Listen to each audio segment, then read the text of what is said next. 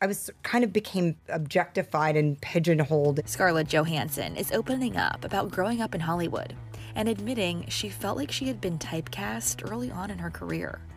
Because I think everybody thought I was older, and I'd been doing it for a long time, and then I got kind of pigeonholed into this weird hypersexualized thing.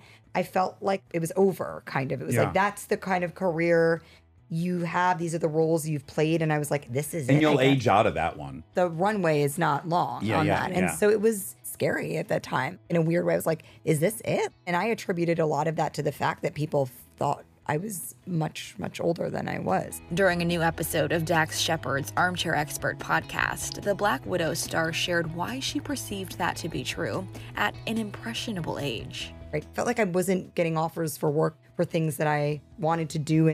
But I remember thinking to myself, I was like, I think people think I'm like 40 years old.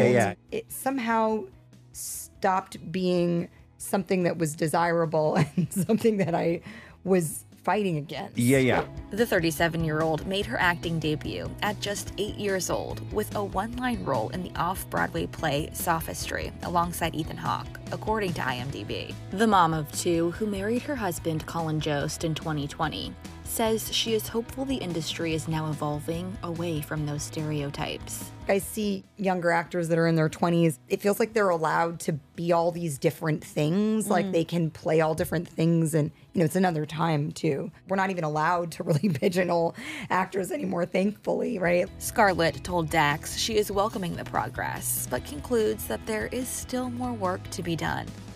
We live in a patriarchy, and I feel like there's a fundamental reality of the woman's condition that will always, it's still fundamentally there. It's so baked in to our culture and society. It's hard for me to imagine that ever being not an element. I've come to this realization that, like, it's important to understand progress and change when it's really meaningful. It takes like 2 steps forward and 3 steps back, and then it gets better and then it gets worse. It's not finite. I think if you don't leave room for people to figure it out, then the actual progressive change doesn't really happen.